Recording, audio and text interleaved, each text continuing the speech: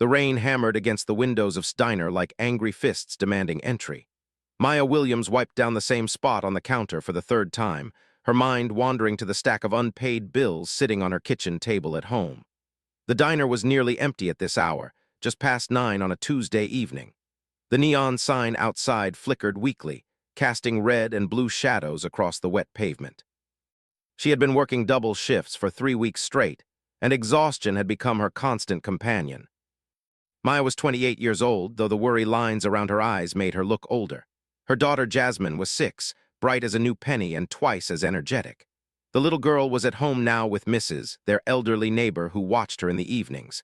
Maya paid her what she could, which was never enough, but Mrs. never complained. The woman had a kind heart and understood what it meant to struggle. The bell above the door chimed, and Maya looked up from her repetitive cleaning. A man walked in, shaking water from an expensive-looking coat.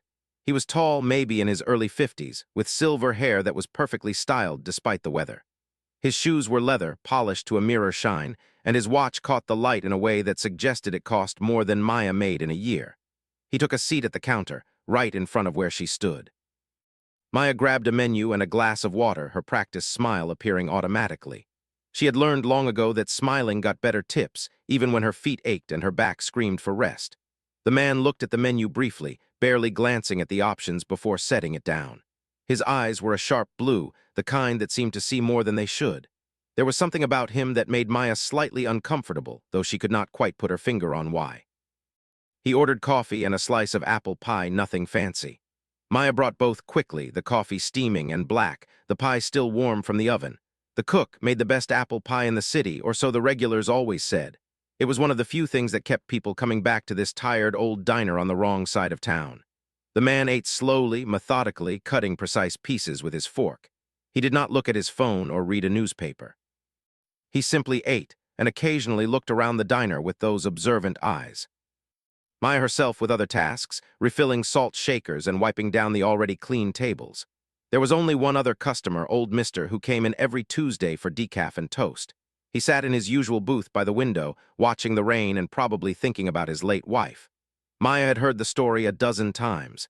They had met in a diner just like this one, 60 years ago. Now he came here to remember her. The well-dressed man finished his pie and coffee. He checked his watch, a brief glance that seemed more habit than necessity. Then he raised his hand slightly, catching Maya's attention. She walked over with the check already in hand, having totaled it up earlier. $7.50. He looked at the check, pulled out his wallet, and placed a $10 bill on the counter. Maya went to the register to make change, $2.50. She brought it back on a small tray, but the man was already standing, buttoning his coat. He looked at the change, then at Maya, and did something she did not expect. He took 9 of the quarters and 4 of the dimes, leaving only a single dollar bill on the counter.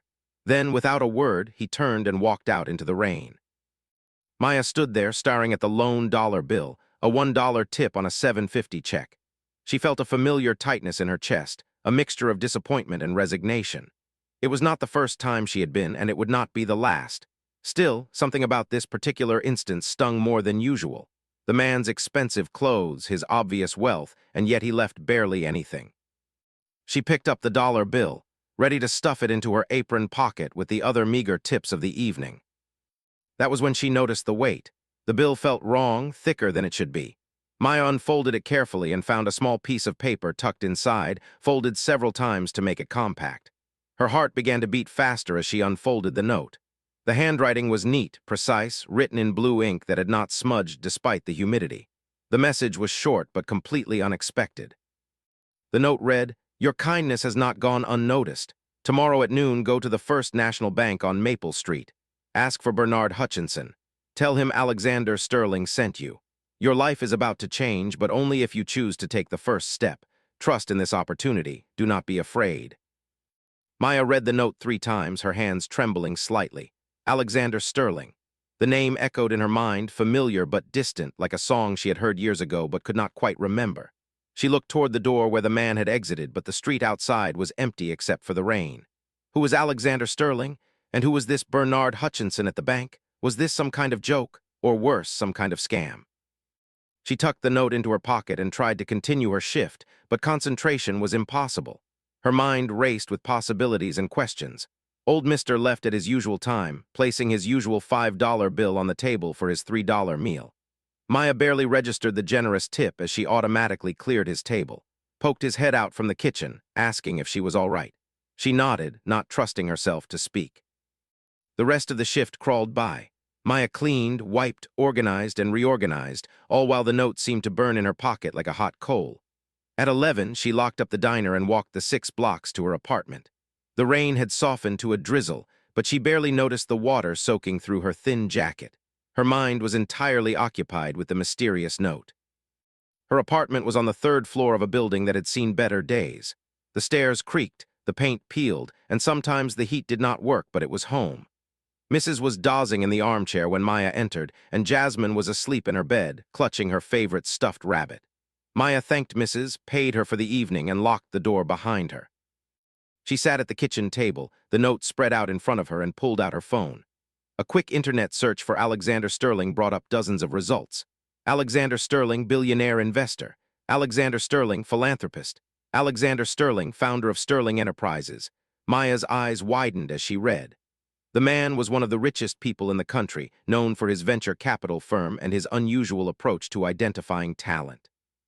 There were articles about his habit of anonymously visiting small businesses, restaurants, and shops, observing how people worked and treated others. Several stories told of individuals who had received mysterious opportunities after encounters with Sterling, though none of the stories provided concrete details.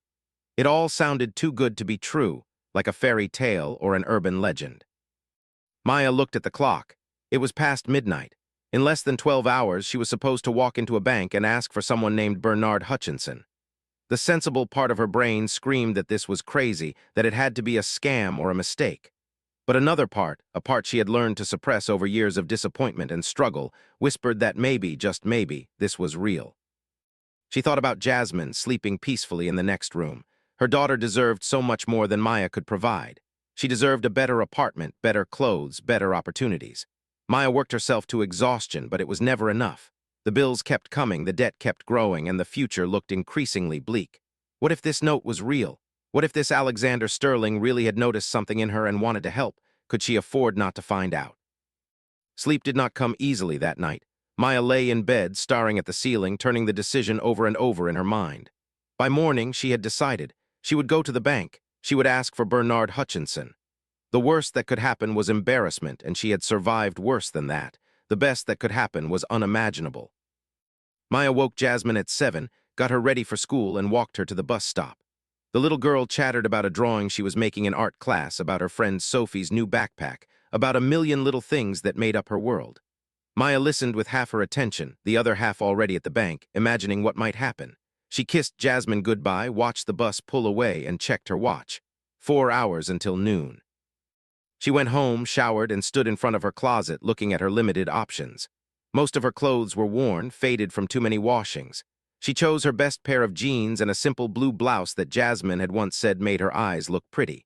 She brushed her hair, applied a small amount of makeup, and looked at herself in the mirror. She looked tired but determined. That would have to be enough. The morning dragged on with agonizing slowness. Maya tried to distract herself with household chores, but every task took half the time it should have. She washed dishes that were already clean, folded clothes that were already folded, and checked the clock every few minutes. Finally, at 11:30, she could not stand waiting any longer. She grabbed her purse, the note safely tucked in her wallet, and left the apartment. First National Bank on Maple Street was downtown, in the part of the city where Maya rarely ventured. The buildings were taller here, cleaner, more imposing. People walked with purpose, dressed in business attire, carrying briefcases and talking on phones. Maya felt out of place in her simple clothes, but she kept walking. The bank was a large stone building with columns out front, the kind of place that spoke of old money and tradition. She climbed the steps and pushed through the heavy glass doors. The interior was all marble and polished wood, with high ceilings and chandeliers. Several tellers worked behind a long counter, and customers stood in organized lines. Maya approached a woman at an information desk, her confidence wavering. The woman looked up with a professional smile. Maya cleared her throat and said, "I am looking for Bernard Hutchinson. Alexander Sterling sent me." The words felt strange coming out of her mouth, like she was an actor in a play reciting lines she did not fully understand. The woman's expression changed immediately, the professional smile becoming something more genuine, more knowing. She picked up a phone, spoke quietly into it, and then hung up. "Mr. Hutchinson will see you immediately. Please follow me." She stood and led Maya away from the main floor, toward a hallway lined with offices. They stopped at a door marked Bernard Hutchinson, Private Banking. The woman knocked once, opened the door, and gestured for Maya to enter. The office was spacious but not ostentatious, with a large desk, comfortable chairs, and windows overlooking the city. Behind the desk sat a man in his 60s with kind eyes and a gentle smile. He stood as Maya entered. "Miss Williams, I presume?" he said, extending his hand. Maya shook it, wondering how he knew her name. "Please have a seat. I have been expecting you. Mr. Sterling called this morning to let me know you would be coming." Maya sat, her heart pounding. Bernard Hutchinson returned to his chair and pulled out. Bernard Hutchinson folded his hands on the desk and looked at Maya with the kind of attention that made her feel like she was the only person in the world at that moment. She sat rigidly in the leather chair, her purse clutched on her lap, trying to process what was happening. The office smelled of old books and furniture polish, a scent that spoke of tradition and stability. "Alexander Sterling has a unique philosophy," Bernard began, his voice calm and measured. "He believes that true character reveals itself in the smallest moments, when people think no one important is watching. For the past 30 years, he has made it his mission to identify individuals who demonstrate exceptional qualities, not through resumes or interviews, but through their everyday actions." Maya listened, barely breathing, as Bernard continued. "Last night, Mr. Sterling visited your diner. It was not his first time there. He has been observing the establishment for several weeks, watching how the staff interacts with customers, how they handle stress, how they treat people from all walks of life. He was particularly interested in you." "But I did not do anything special," Maya said, her voice barely above a whisper. "I just served him coffee and pie. I did not even know who he was." "Exactly," Bernard said, leaning forward slightly. "That is precisely the point. Mr. Sterling saw how you treated every customer with the same courtesy and kindness, whether they were wealthy or poor, friendly or difficult. He saw how you worked with efficiency and grace despite obvious exhaustion. He noticed how you checked on the elderly gentleman by the window without being asked, how you refilled his coffee even though he had not signaled for more. He saw someone who takes pride in her work, no matter how humble that work might seem to others." Maya felt tears pricking at her eyes but fought them back. She was not used to being seen, really seen, by anyone. Most days she felt invisible, just another tired waitress in a world full of them. The idea that someone had been watching her, noticing the small things she did, was overwhelming. "Mr. Sterling has asked me to present you with an opportunity," Bernard continued. He opened the folder and pulled out several documents. "He would like to offer you a full scholarship to attend business school. Additionally, he is prepared to provide a monthly stipend to cover your living expenses and for your daughter during your studies. Upon completion of your degree, you would be guaranteed a position within Sterling Enterprises, starting at a salary of $90,000 per year." The room spun slightly. Maya gripped the arms of the chair to steady herself. $90,000. She currently made less than $25,000 a year, working herself to the bone for every penny, business school, a degree, a real career. It was too much to comprehend all at once. "I do not understand," she managed to say. "Why would he do this? What does he want from me?" "He wants nothing except for you to succeed," Bernard replied. "Mr. Sterling made his fortune through wise investments, but his greatest satisfaction comes from investing in people.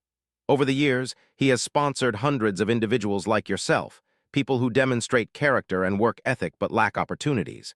Some have gone on to great success in business, others in education, medicine, public service. The only thing he asks is that you pay it forward someday, when you are in a position to help others." Maya looked at the documents Bernard had spread across the desk. There were scholarship papers, contracts, financial statements. It all looked official and real, but part of her still could not believe it was happening. "I have a criminal record," she blurted out, immediately regretting the words, but if this was real, he needed to know everything. "Nothing serious, just some shoplifting when I was 18 and stupid. I was hungry and desperate, and I made a terrible choice. It has made finding decent work nearly impossible." Bernard's expression did not change. "Mr. Sterling is aware of your past. He conducts thorough background checks on everyone he considers sponsoring. Your mistake as a teenager, made out of desperation rather than malice, does not define who you are today. What defines you is how you have worked to build a better life for yourself and your daughter despite facing obstacles that would have broken many others. Maya let out a breath she had not realized she was holding. She looked down at her hands, worn and calloused from years of hard work. Could this really be happening? Could her life really change this dramatically, all because a billionaire noticed her being kind to customers? "I need to think about this," she said, though even as the words left her mouth, she knew what her answer would be. How could she turn down such an opportunity? But it felt important to not seem too eager, too desperate, even though desperation was exactly what she felt most of the time. "Of course," Bernard said, "this is a life-changing decision, and you should take time to consider it carefully. However, I should mention that Mr. Sterling's offers are time-sensitive. He needs to know your decision by the end of this week. The fall semester begins in 6 weeks, and if you choose to accept, there will be much to arrange in a short time." He handed her a business card with his direct number embossed in elegant script. "Call me when you have decided. If you have questions before then, please do not hesitate to reach out. I am here to help facilitate whatever you need." Maya took the card, her fingers trembling slightly. She stood, and Bernard stood with her, walking her to the door. "Miss Williams," he said as she was about to leave, "you deserve this opportunity. Do not let doubt or fear prevent you from accepting something good. Sometimes the universe conspires to help us, but we have to be brave enough to accept the help." The walk home was a blur. Maya barely saw the buildings she passed, barely heard the traffic. Her mind was completely consumed with what had just happened. Business school, a real education, a career with a future, security for Jasmine. It was everything she had dreamed of but never truly believed possible. She picked up Jasmine from the after-school program and took her to the park, needing time to think before going home. The little girl ran to the swings, her backpack bouncing against her shoulders. Maya sat on a bench and watched her daughter play, her heart aching with love and hope and fear. What if she failed? What if she was not smart enough for business school? She had barely graduated high school, too busy working and taking care of her sick mother to focus on studies. What if this Alexander Sterling was wrong about her? What if she accepted this incredible gift and then proved herself unworthy of it? But what if she succeeded? What if she could actually do this? What if in a few years she could provide Jasmine with everything she had never had herself? A stable home, good schools, opportunities to pursue her dreams. What if Maya could become someone her daughter could be proud of, not just love but actually admire? That evening, after putting Jasmine to bed, Maya called her best friend. They had known each other since middle school, had been through everything together. Worked at a call center and had her own struggles, but she always made time to listen. Maya told her everything about the mysterious customer, the note, the meeting at the bank, the incredible offer. Was silent for a long moment after Maya finished talking. Then she said, "Girl, you better take that opportunity. Are you crazy? This is like winning the lottery, except better because it is based on you being a good person, not just dumb luck." "But what if I fail?" Maya asked, voicing her deepest fear. "Then you fail," said bluntly. "But at least you will have tried. At least you will not spend the rest of your life wondering what might have been. You are smart, Maya. You are one of the people I know. You just never had a chance to show it. Now someone is giving you that chance. Do not throw it away because you are scared." After hanging up, Maya sat at her kitchen table and looked at the bills stacked there. Electric, water, rent, credit cards with interest rates that should be illegal. She was drowning, and this offer was a lifeline. More than that, it was a chance to completely change the trajectory of her life and Jasmine's life. She picked up her phone and called Bernard Hutchinson's number. He answered on the second ring, despite it being after 9 in the evening. "Miss Williams," he said, recognizing her number. "Have you made a decision?" "Yes," Maya said, her voice stronger than she felt. "I accept. I want to do this." She could hear the smile in his voice when he replied. "Excellent. I will begin making the necessary arrangements immediately. Can you come to the office tomorrow afternoon? We will need to fill out paperwork and discuss the details of the program." The next day, Maya called in sick to the diner for the first time in over a year. She felt guilty about lying, but she needed time to handle everything that was happening. At the bank, Bernard had a stack of documents ready for her. He walked her through each one patiently, explaining terms and answering questions. The scholarship covered full tuition to Preston Business College, a respected institution known for its practical approach to business education. The monthly stipend was $3,000, more than she currently made in a month of work. There was money allocated for books, for a laptop computer. Maya would have to maintain a minimum grade point average of 3.0, and she would be required to meet with a mentor from Sterling Enterprises once a month to discuss her progress. Upon graduation, she would start work in the company's management training program. The position was not guaranteed to be permanent. She would have to prove herself just like any other employee. But if she performed well, there would be opportunities for advancement, for a real career with benefits and security. Maya signed each document carefully, reading every word despite Bernard's assurance that everything was standard. When it was done, Bernard handed her a debit card linked to an account that had already been funded with the first month's stipend. "For immediate expenses," he explained. "You will receive similar deposits on the first of each month." Walking out of the bank that day, Maya felt like a different person. The weight of constant financial anxiety had lifted slightly, replaced by a different kind of pressure, the pressure to succeed and prove worthy of this faith someone had placed in her. She stopped at a store on the way home and bought Jasmine a new backpack, a good one with reinforced straps and multiple pockets. Then she bought herself a proper notebook and a set of pens. Small things, but they represented a future that was suddenly possible. That evening she sat Jasmine down for a serious talk.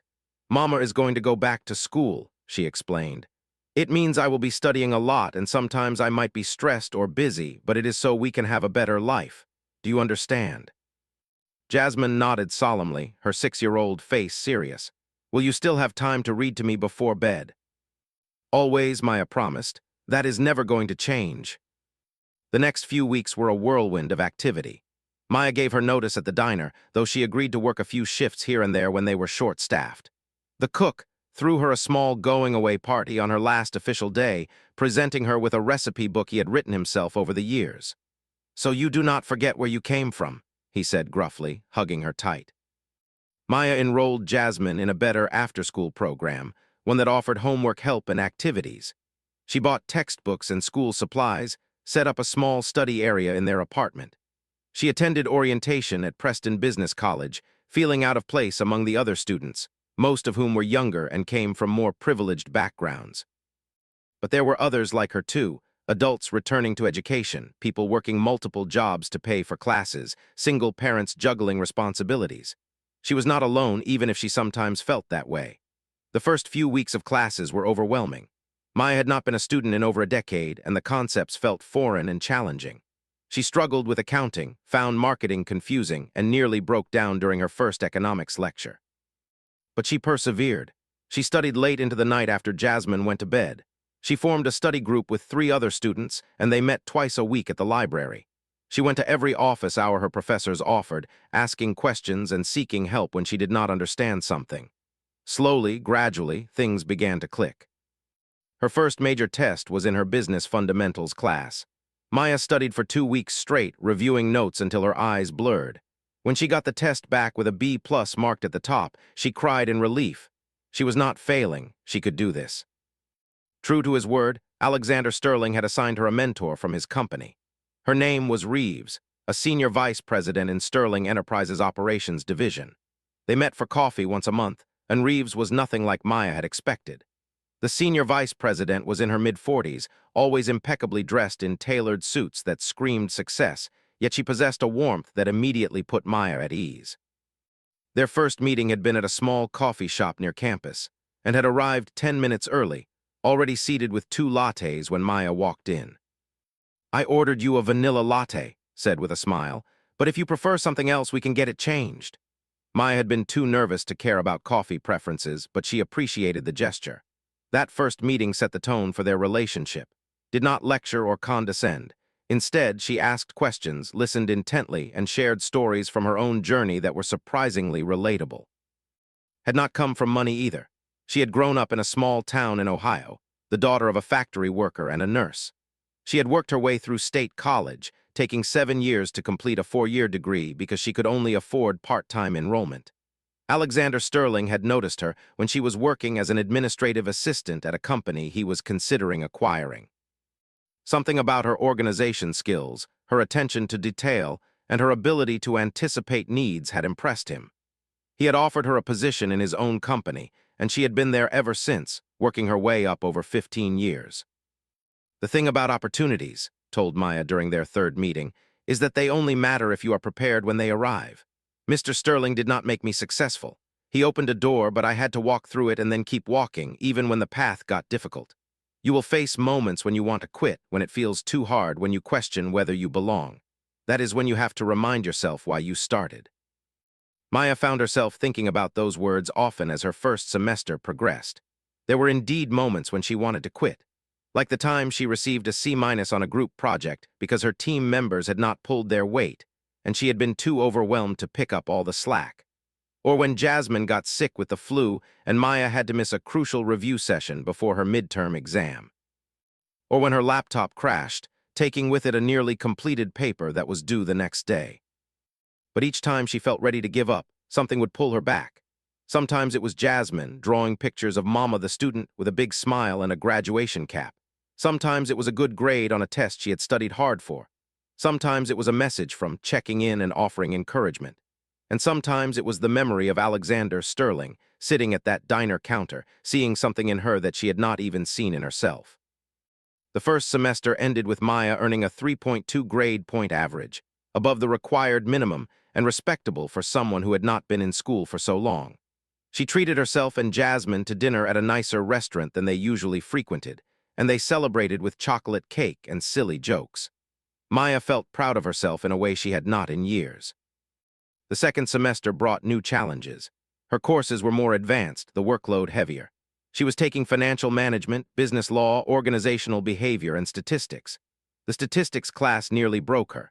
Numbers had never been her strong suit, and the concepts felt impossibly abstract. She spent hours with tutors, watched countless online videos, and still barely scraped by with a C+ on the midterm. It was during this difficult period that Maya finally met Alexander Sterling in person for the second time. She received an email from Bernard Hutchinson inviting her to a small dinner gathering that Mr. Sterling was hosting for his scholarship recipients. The event would be at his home, business casual attire, and she was welcome to bring Jasmine if she could not arrange. Maya borrowed a dress from, the nicest thing she owned being too casual for dinner at a billionaire's house. She arranged for Jasmine to stay with Mrs., wanting to be able to focus entirely on the event without worrying about her daughter. The address Bernard had provided was in a neighborhood Maya had only driven through, never imagined entering. The houses were enormous, set back from the street behind gates and manicured lawns. Sterling's home was impressive, but not ostentatious. It was a large colonial-style house with white columns and black shutters, surrounded by gardens that even in the early spring looked professionally maintained. Maya gave her name to the man at the gate, and he directed her to park in a circular driveway where several other cars were already parked. Inside, the house was warm and inviting despite its size. It was elegant but comfortable, with family photos on the walls and books scattered on side tables. A woman who introduced herself as Caroline, Alexander's wife, greeted Maya at the door and welcomed her warmly. She led Maya to a living room where about 15 other people were gathered, most looking as nervous as Maya felt. Alexander Sterling stood near a fireplace, talking with a young man who looked to be in his early 20s. When he saw Maya, his face broke into a genuine smile, and he excused himself to come greet her. "Miss Williams," he said, shaking her hand firmly. "I am so pleased you could join us this evening. I have been following your progress, and I must say I am impressed with how well you are doing." "Thank you, Mr. Sterling," Maya managed, her voice steady despite her nerves. "I cannot thank you enough for this opportunity. It has changed my life." "You are changing your life," he corrected gently. "I simply provided resources, the work, the dedication, the sacrifice, that is all you. Never forget that."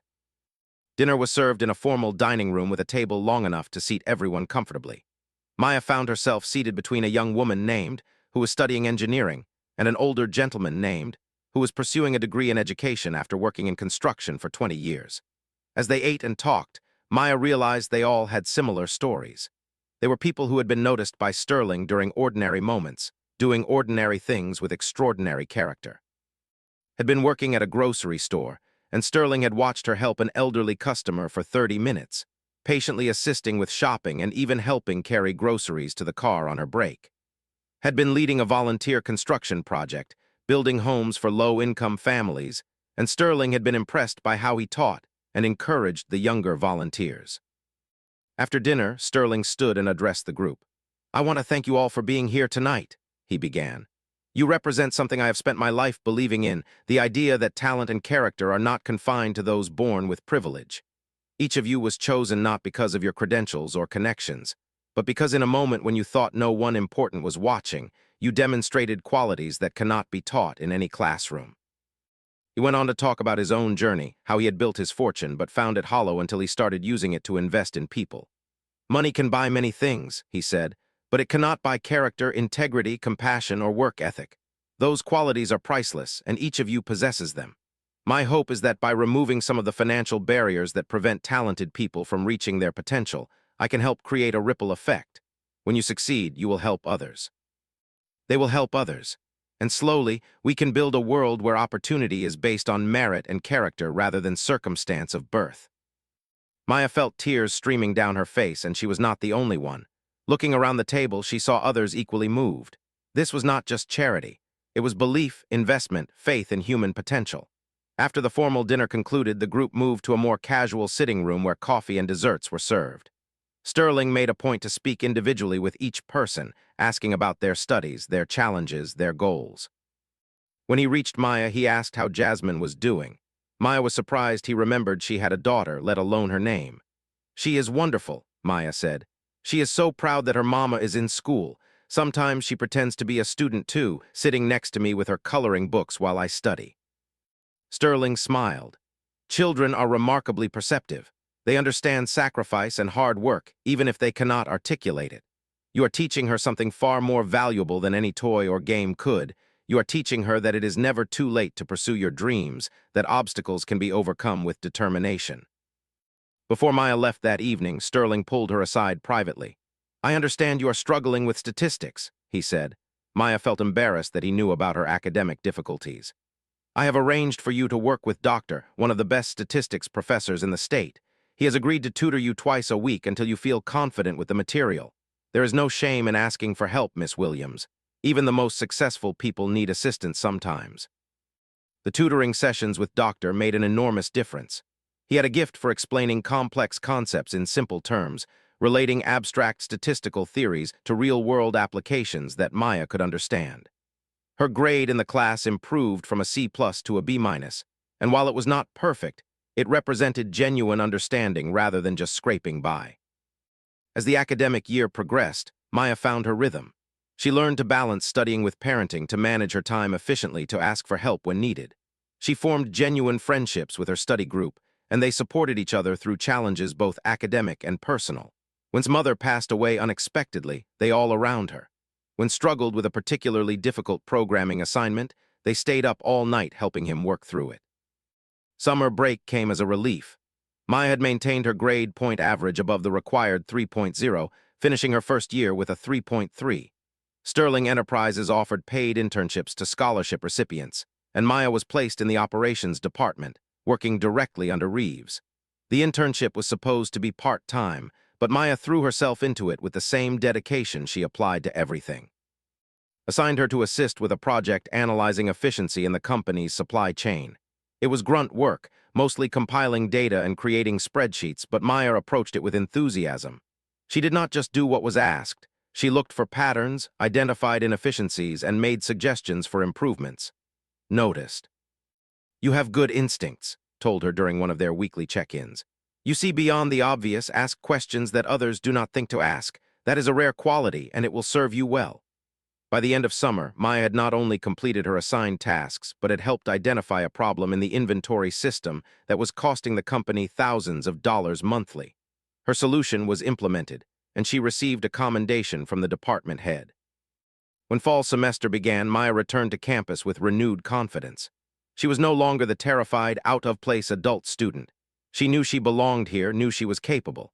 Her second-year courses were even more challenging, covering advanced topics in marketing strategy, financial analysis, and business ethics.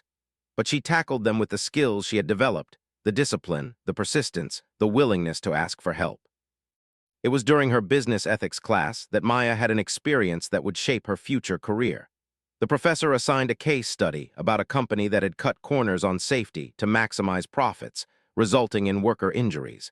The class was divided into groups to argue different sides of the issue. Maya's group was assigned to defend the company's decisions from a purely financial standpoint. Maya struggled with the assignment. She could see the financial logic, the pressure shareholders put on companies to maximize returns, but she could not shake the image of workers injured because someone had decided their safety was worth less than profit margins. Her group's presentation was technically sound, but lacked conviction. Afterward, the professor pulled her aside. "You did well with the analysis," he said, "but I could tell your heart was not in defending that position. That is not a criticism. Some of the best business leaders are those who refuse to compromise their values for profit. The challenge is learning to succeed financially while maintaining ethical integrity. That balance is what separates good business from great business." Those words resonated deeply with Maya. She began to see business not just as a way to make money or achieve security, but as a tool that could be used for good or harm depending on how it was wielded. The winter of Maya's second year brought unexpected challenges that tested everything she had learned about perseverance and resilience. Jasmine, now 8 years old, began having trouble at school. Her teacher called Maya in for a conference, explaining that Jasmine was frequently distracted, struggling to complete assignments, and seemed anxious much of the time. The teacher suggested testing for attention issues, possibly ADHD. Maya felt a familiar panic rising. Additional medical appointments meant time away from studying and work. Testing and potential treatment meant expenses that might not be fully covered by their basic health insurance. She had come so far, built so much, and now this new obstacle appeared in her path. For a moment, sitting in that classroom with its small chairs and alphabet posters, Maya felt like she was right back where she started, overwhelmed and helpless. But she was not the same person who had received that mysterious note 2 years ago. She had learned to reach out, to ask for help, to use the resources available to her. Maya contacted Bernard Hutchinson, explaining the situation. Within 2 days, she had an appointment with a top pediatric specialist who accepted their insurance. The doctor was thorough, kind, and took the time to explain everything to both Maya and Jasmine. The diagnosis was anxiety, likely stemming from the changes in their lives and Maya's demanding schedule. Jasmine was worrying about her mother, about whether they would lose their apartment, about whether Maya would have to stop going to school. The child had internalized stress that Maya thought she had been hiding successfully. The specialist recommended therapy and some adjustments to Jasmine's routine to help her feel more secure. Maya felt terrible. She had been so focused on building a better future that she had not fully recognized how the present changes were affecting her daughter.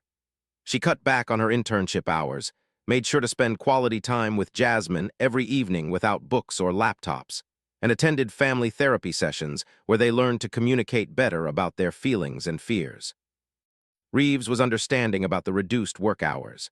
"Family comes first," she said firmly when Maya apologized for the 3rd time. "Always. A successful career built on a foundation of family neglect is not real success. You are learning to balance competing priorities, which is one of the most important skills any leader can have." The therapy helped tremendously. Jasmine's anxiety decreased as she learned coping mechanisms and as Maya made concrete changes to reassure her daughter about their stability. The teacher reported improvements in focus and assignment completion. Maya learned a valuable lesson about the cost of ambition and the importance of paying attention to those she loved most. Spring semester of her 2nd year brought a major project that would consume much of Maya's time and energy. Each student had to develop a comprehensive business plan for a startup company, complete with market analysis, financial projections, marketing strategy, and operational planning. It counted for 30% of her grade in her capstone business strategy course. Maya decided to base her project on something she knew well, the restaurant industry. But instead of a traditional diner or restaurant, she envisioned a hybrid model that combined quick service efficiency with the quality and care of a sit-down establishment. Her concept was restaurants that employed individuals facing barriers to traditional employment, formerly incarcerated people, those in recovery from addiction, single parents, people with disabilities. The business model provided extensive training, flexible scheduling, supportive services like assistance and counseling, and a clear path to advancement. Maya argued that by investing in employees who were often overlooked, the company could reduce turnover costs while building an intensely loyal and motivated workforce. She called her concept second chances. The project consumed her. She researched employment statistics, interviewed people who had faced hearing discrimination, studied successful social enterprise models. She built financial projections showing that while initial costs would be higher due to support services, long-term savings from reduced turnover and increased productivity would make the model viable. She developed marketing strategies that would appeal to socially conscious consumers while still competing on food quality and price. Her professor was impressed. More than that, he encouraged Maya to enter the business plan in a statewide competition for student entrepreneurs. Maya hesitated, worried about the additional time commitment, but Jasmine surprised her by saying, "You should do it, Mama. Your restaurant idea is really good. It could help people like you." Out of the mouths of children came wisdom. Maya entered the competition, refined her business plan based on feedback, and prepared a presentation. The competition was held at the state capitol, with judges from the business community and representatives from venture capital firms. Maya was one of 20 finalists and the only one from Preston Business College. She presented her plan with passion and conviction, drawing on her own experiences to illustrate why second chances was needed. She talked about how difficult it was to find employment with a criminal record, how a single mistake could haunt someone for life, how poverty created a cycle that was nearly impossible to break without help. She presented her financial data showing the model was not just charitable, it was sound business. Maya did not win first place. That went to a tech startup with an innovative app concept. But she won second place, which came with a $10,000 prize and mentorship from one of the judges, a successful restaurateur named David who owned a small chain of upscale casual dining establishments. More importantly, her presentation caught the attention of several people in the audience, including a reporter for the State Business Journal. The article that ran 2 weeks later featured Maya's story prominently. It talked about the mysterious billionaire who had noticed a waitress's kindness, about the scholarship that had changed her life, about her business plan that aimed to extend similar opportunities to others. The article included a quote from Alexander Sterling, who told the reporter, "Miss Williams exemplifies exactly why I created this scholarship program. She possesses not just intelligence and work ethic, but compassion and a desire to lift others as she rises. That is the mark of a true leader." The publicity brought unexpected attention. Maya received emails from people all over the state sharing their own stories of struggling to find employment despite wanting to work. She heard from social workers, parole officers, and counselors who loved the second chances concept and wanted to know when it would become real. She even received interest from a small business investor who wanted to discuss funding possibilities. But Maya had to stay focused on her immediate goal, finishing her degree. The recognition was encouraging but also slightly overwhelming. Reeves helped her navigate the attention, advising her on which opportunities to pursue and which to politely defer until after graduation. "Your education is the priority right now," reminded her. "Everything else can wait." Final exams for spring semester were brutal. Maya pushed herself hard, wanting to finish her second year strong. She studied until her eyes burned, survived on too much coffee and too little sleep, and somehow managed to maintain her sanity and her relationship with Jasmine. When grades were posted, she had maintained her 3.3 average, even improving in a few courses. Summer brought another internship at Sterling Enterprises, this time in the strategic planning department.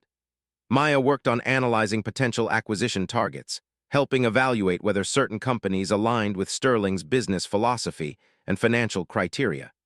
It was complex work that required both analytical skills and intuitive judgment about company culture and leadership quality. One of the companies under consideration was a regional food service operation that supplied restaurants and institutions. Maya was assigned to evaluate their operational efficiency and employee relations. What she found troubled her. The company had high turnover, numerous complaints filed with labor boards, and a pattern of safety violations that had been paid off with fines but never truly addressed. On paper, the company was profitable and seemed like a reasonable acquisition target. But Maya recommended against it, writing a detailed report explaining that the cultural issues would require extensive remediation that would negate the financial benefits.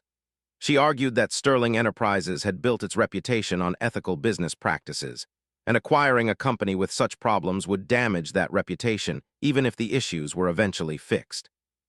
Her supervisor was impressed with the depth of her analysis, but questioned whether she was being too idealistic. "Business is not always about being perfect," he said. Sometimes you acquire a troubled company, fix the problems, and create value. That is what good management does. Maya stood her ground. But we would be buying those problems, inheriting that culture. Yes, we could eventually fix it, but at what cost? And how many workers would be hurt in the meantime? Mr. Sterling's philosophy has always been to invest in quality, whether that means quality products, quality people, or quality ethics. This company represents the opposite of that philosophy. Her supervisor kicked the analysis up to Reeves, who reviewed it carefully and then took it to Sterling himself. A week later, Maya was called to a meeting with an Alexander Sterling. She walked in nervous, worried that she had overstepped by being so forceful in her recommendation. Sterling greeted her warmly and got straight to the point.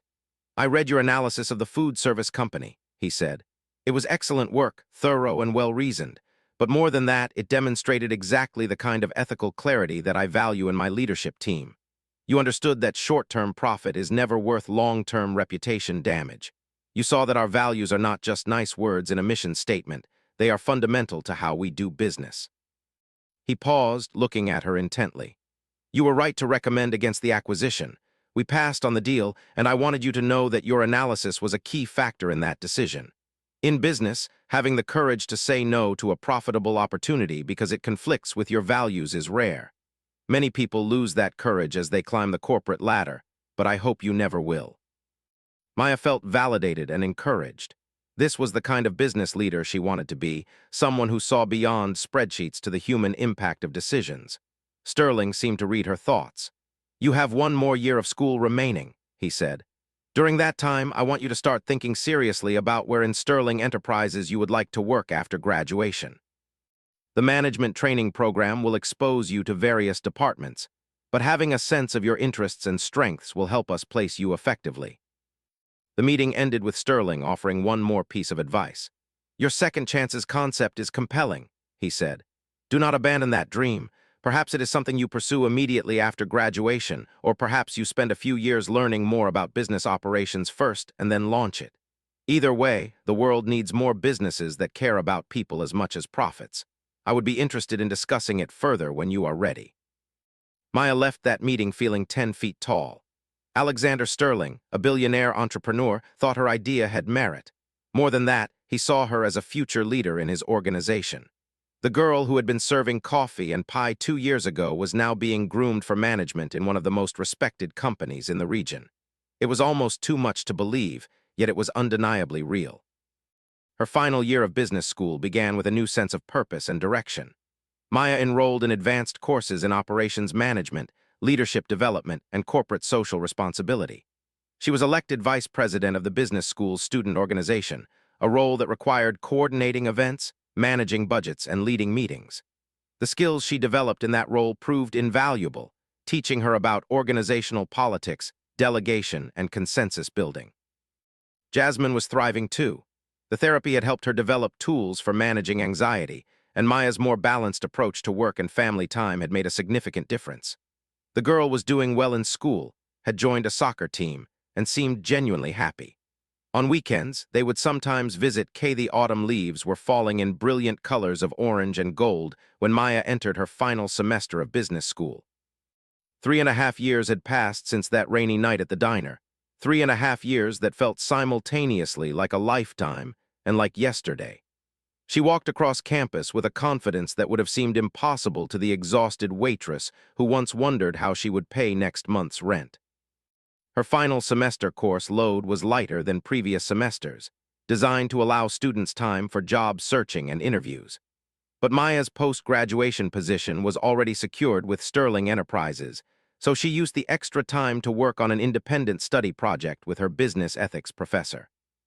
Together, they were developing a framework for evaluating the social impact of business decisions, a tool that could help companies quantify the non-financial consequences of their choices.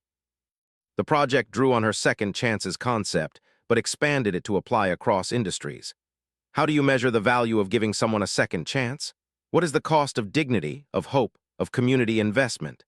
These were not easy questions to answer, but Maya and her professor worked to create metrics and methodologies that made the intangible more tangible. In November, Maya received an invitation to speak at a conference on social entrepreneurship. The organizers had read the article about her business plan and wanted her to present on the topic of combining profit with purpose. Maya was terrified at the prospect of speaking to a room full of established business people and entrepreneurs, but Reeves encouraged her to accept. "Public speaking is a critical skill for leaders," said during one of their monthly meetings. "You have an important story to tell and valuable insights to share.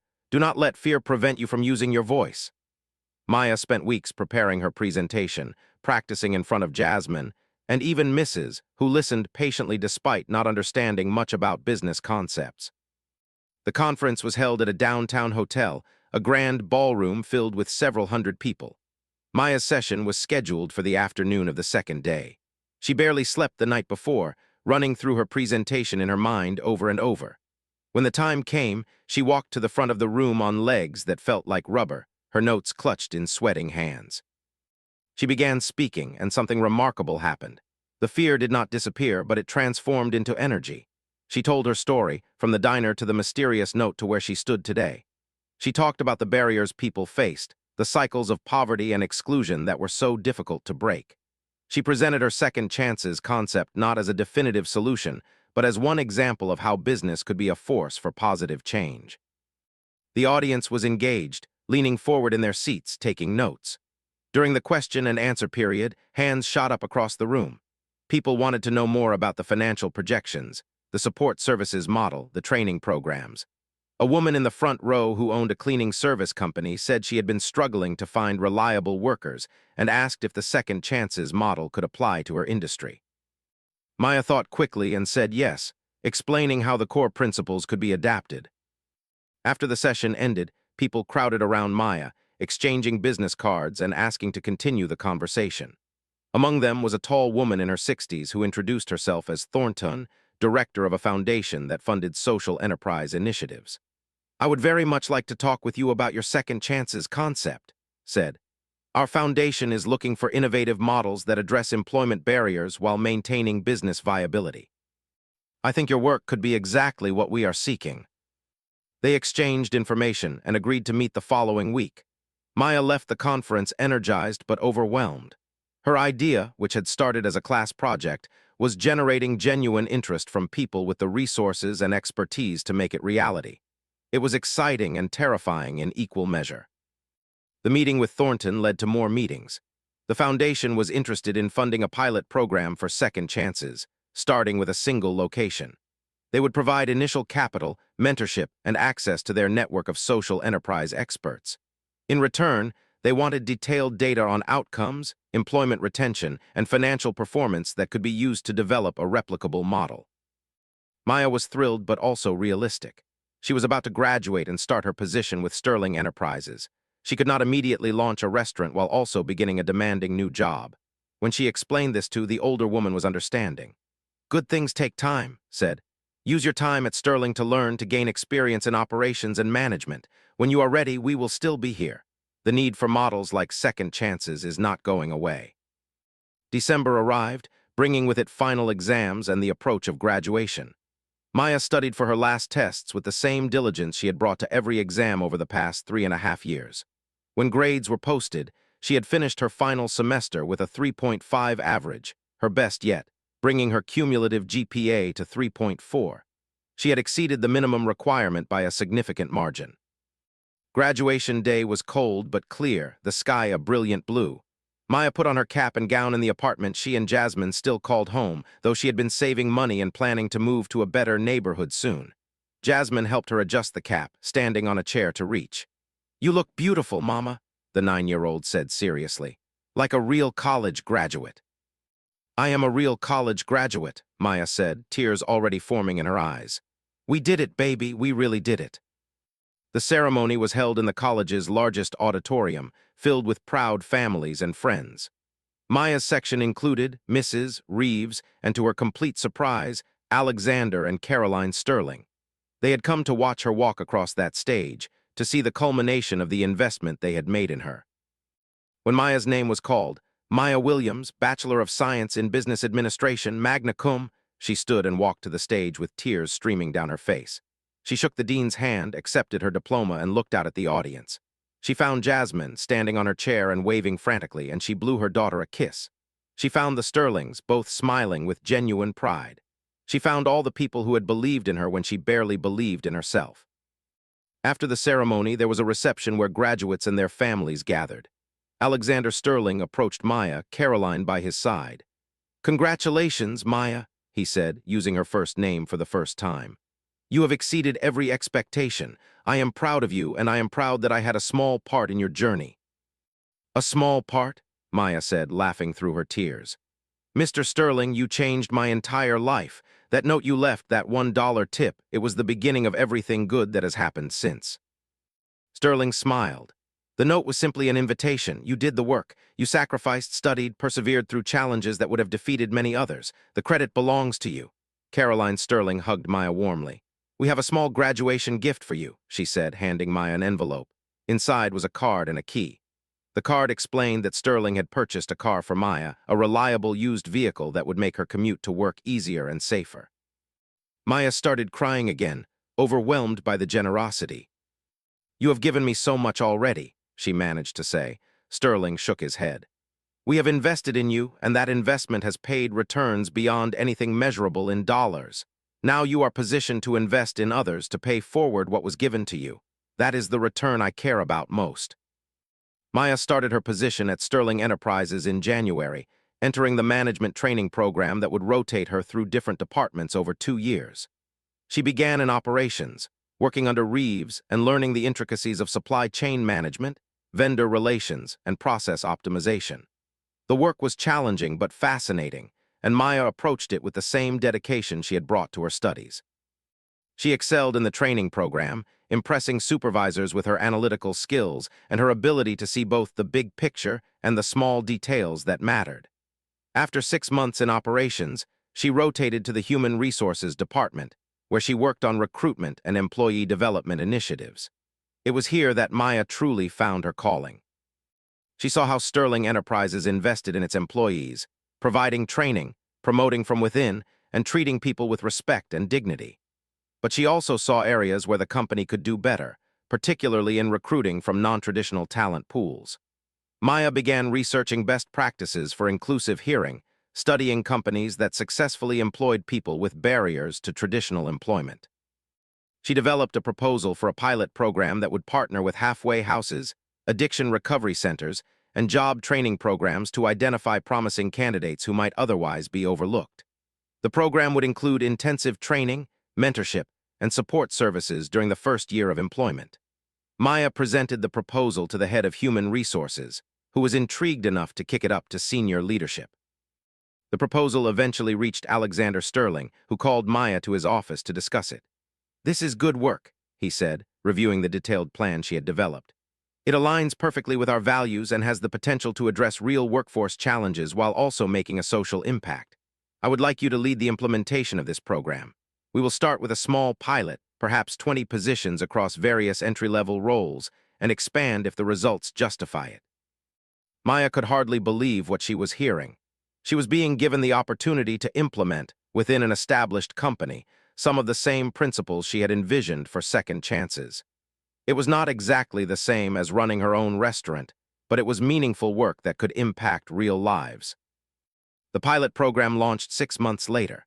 Maya worked tirelessly to identify partner organizations, develop training curricula, and prepare managers to work with employees who might need additional support. The first cohort of 20 participants included people in recovery from addiction, formerly incarcerated individuals, single parents who had struggled to find employment, and people with disabilities who had faced discrimination. The early results were promising but not without challenges. Some participants struggled with the transition to corporate employment, finding the expectations and culture difficult to navigate. 2 left the program within the first month, but others thrived, embracing the opportunity and exceeding expectations. Maya worked closely with each participant, providing coaching and support, advocating for them when issues arose, and celebrating their successes. One participant, a man named who had been released from prison after serving 8 years for a drug offense, told Maya that the program had saved his life. "I was ready to give up," he said. "I had applied to maybe 50 jobs, and no one would even interview me because of my record. I was starting to think crime was the only option, that society had decided I could never be anything else. This program showed me that someone was willing to take a chance on me. I am not going to waste that chance. Stories like motivated Maya to push even harder to make the program successful. After the first year, retention rates for program participants were slightly lower than for traditional hires, 75% versus 85%, but productivity and engagement scores were actually higher. Participants in the program demonstrated intense loyalty to the company and strong work ethic, grateful for the opportunity they had been given. Sterling was pleased enough with the results to expand the program, increasing the number of positions to 50 in the second year. Maya was promoted to Director of Inclusive Talent Initiatives, leading a small team focused on expanding recruitment from underrepresented populations. It was exactly the kind of work she had dreamed of doing, combining business acumen with social impact. During this time, Maya had been staying in touch with Thornton and the foundation interested in second chances. She had been slowly developing the concept further, using what she learned at Sterling to refine the business model. On weekends, she would work on financial projections, menu development, and operational planning. Jasmine, now 11, sometimes helped by testing recipe ideas and giving her honest opinions. In the spring, 3 years after her graduation, Maya felt ready to move forward with second chances. She had saved money from her salary, built her professional network, and gained invaluable experience in operations and human resources. Thornton's foundation committed initial funding of $200,000. Maya also pitched the concept to David, the restaurateur who had mentored her after the business plan competition, and he agreed to invest and serve as an advisor. The biggest surprise came when Alexander Sterling requested a meeting with Maya. She arrived at his office nervous, wondering if he was upset that she was planning to leave Sterling Enterprises to pursue her own venture. Instead, he greeted her warmly and said, "I understand you are moving forward with second chances. I want to invest." Maya was stunned. "Mr. Sterling, you have already given me so much, I could not possibly ask you for more." "You are not asking, I am offering," he said firmly. "I have watched you grow over these past years, watched you take the opportunity I provided and multiply it many times over. Your work with the Inclusive Hearing program has been exceptional. Now you are ready to do something even more ambitious, and I want to support that. Consider it an investment, not a gift. I expect a return, both financial and social." Sterling's investment, combined with the foundation funding and David's contribution, gave Maya enough capital to secure a location, renovate it, hire staff, and operate for the first critical months. She chose a spot in a neighborhood that was beginning to revitalize, an area with a mix of long-time residents and young professionals. The space had been a family restaurant decades ago, then sat vacant for years. It needed significant work, but Maya could see its potential. The renovation took 4 months. Maya worked with contractors during the day and often late into the evening, making countless decisions about layout, equipment, and design. She wanted the space to be welcoming and professional, a place where customers would enjoy eating and where employees would take pride in working.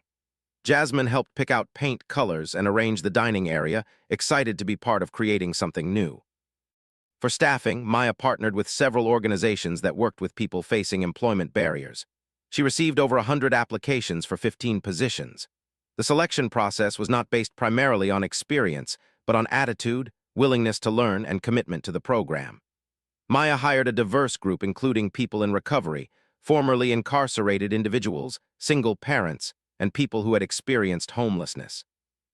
Before opening, all staff went through 3 weeks of intensive training. They learned food preparation, customer service, cash handling, and inventory management. But they also learned broader life skills, financial literacy, conflict resolution, and professional communication. Maya wanted to prepare them not just for this job, but for whatever career path they might pursue in the future. Second Chances opened on a Saturday morning in October. Maya had hardly slept the night before, terrified that no one would come or that everything would go wrong. But people did come, drawn by the publicity the restaurant had received and by genuine curiosity about the mission-driven model.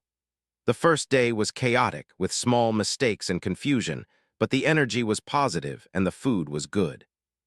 The early months were challenging. Some staff members left, unable to maintain the discipline required or struggling with personal issues that made consistent employment difficult. But others flourished, discovering talents they had not known they possessed. Maria, a single mother who had been working minimum-wage retail jobs, showed such skill in the kitchen that Maya promoted her to assistant cook after just 2 months. James, who had spent 5 years in prison and thought his life was over, became the restaurant's most popular server, his genuine warmth and enthusiasm winning over customers. The restaurant started to build a loyal customer base. People came for the food, which was excellent thanks to recipes Maya had developed with her old mentor from the diner.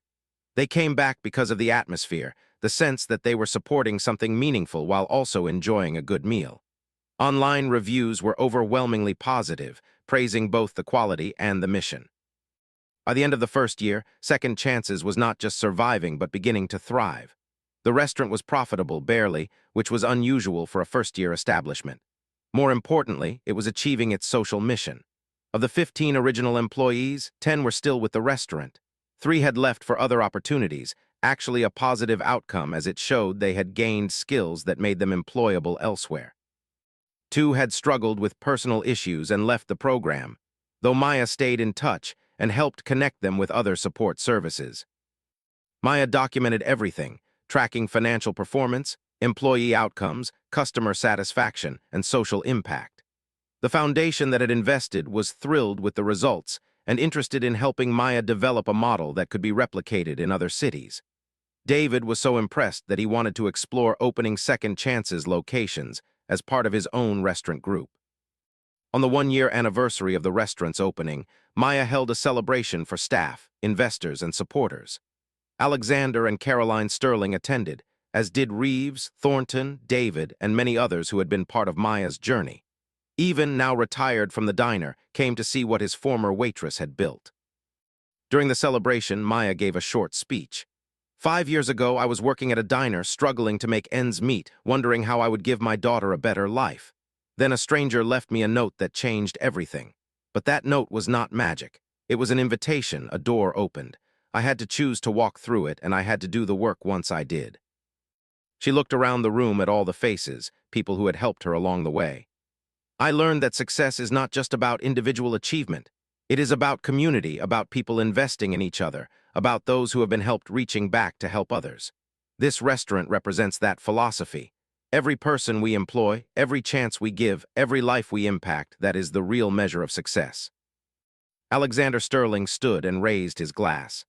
To Maya Williams, he said, who saw beyond a $1 tip to the opportunity it represented, who had the courage to pursue her dreams and the character to include others in that pursuit. May we all be so wise. Everyone raised their glasses and cheered. Maya looked around the restaurant she had built, at the employees who had found hope and purpose, at her daughter who was watching with pride, at the community of support that had made it all possible. She thought back to that rainy night at the diner, to the moment she had unfolded a mysterious note and decided to take a chance on herself. Sometimes, Maya reflected, life changed in an instant, but more often it changed slowly, through the accumulation of small choices and hard work and the kindness of others. A billionaire had left a $1 tip and a note, but Maya had built a life from that beginning. She had earned her education, proven her worth, and created something that mattered. The journey was far from over. Maya had plans to expand Second Chances, to open more locations, to refine the model and help even more people. She wanted to eventually return to Sterling Enterprises in a consulting capacity, helping other companies develop inclusive hearing practices. She dreamed of writing a book about her experiences, of speaking to audiences about second chances and social entrepreneurship. But for now, on this anniversary evening surrounded by people she loved and respected, Maya simply allowed herself to feel grateful. Grateful for a mysterious note, for a billionaire who saw potential in a tired waitress, for every person who had believed in her along the way. Grateful for the opportunity to prove that everyone deserves a second chance, that kindness can change lives, and that success is sweetest when it is shared. Jasmine came up and hugged her mother tightly. "I am proud of you, Mama," she whispered. Maya hugged her back, tears streaming down her face for what felt like the 1,000th time on this journey. "I am proud of us," Maya whispered back. "We did this together, baby. You and me, we did this together." The celebration continued late into the evening, filled with laughter and stories and hope. Outside, the city lights twinkled like stars, and somewhere out there, other people were working hard, struggling to make ends meet, wondering if their lives would ever change. Maya hoped that somehow her story would reach them, would give them hope that change was possible, that one small moment of notice, one act of kindness, one willingness to take a chance could be the beginning of something extraordinary. The billionaire had left a $1 tip and a hidden note. The waitress had found her future in that message. And now, she was writing notes of her own in the form of jobs offered, opportunities created, and lives changed. The cycle continued, the investment, and the world became just a little bit better because someone had once noticed kindness when they thought no one important was watching, who was now engaged and planning a wedding. The three of them, Maya, Jasmine, and would sit around talking about how far they had all come. He thought about Alexander Sterling, how he had built enormous wealth but used it to lift others up. That was the kind of business person she wanted to be. Offered advice, shared her own experiences, and provided insights into the business world that no textbook could teach.